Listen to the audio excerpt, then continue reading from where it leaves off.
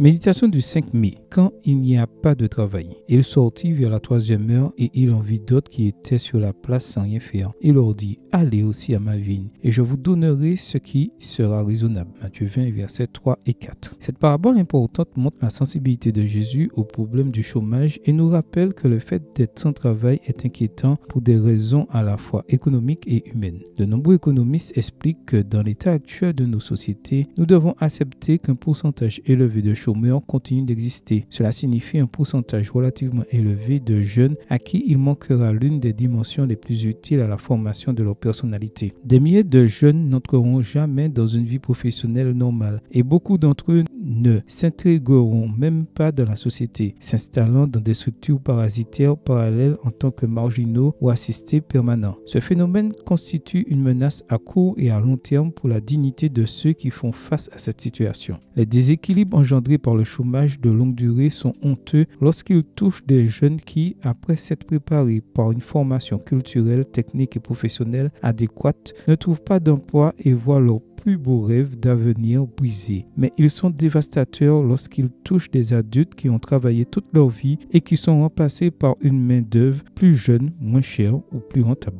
Si le chômage est préoccupant du point de vue de la politique, de l'emploi, de l'économie et de la société, il doit aussi nous inquiéter, nous les croyants, d'un point de vue simplement humain. Il s'agit en effet d'un problème éthique qui a de profondes répercussions psychologiques, familiales et existentielles. Jésus a déjà averti que l'être humain ne vit pas seulement de pain. Matthieu 4, verset 4. Toute activité humaine a besoin d'une dimension transcendante pour la justifier et donner un sens à la vie. Les problèmes humains s'aggravent lorsque la dimension spirituelle porteuse de ressources telles que l'espérance fait défaut. Même si les raisons invoquées par les politiques pour expliquer le chômage sont de nature conjoncturelle ou structurelle, il n'en demeure pas moins que dans la plupart des cas, les chômeurs sont victimes d'une situation qui leur échappe totalement. Non employés ou licenciés, ils sont des milliers à ne pas avoir de travail pour des raisons indépendantes de leur volonté. En plaçant la rentabilité et le profit au-dessus de toutes les autres valeurs, l'économie de la performance fonctionne aujourd'hui au détriment d'un précieux capital humain laissé dans le caniveau de la vie. Seigneur, rends-moi sensible et empathique comme toi aux problèmes de ceux qui voudraient travailler mais ne le peuvent pas. Amen. Bonne journée à vous et que le Seigneur vous bénisse.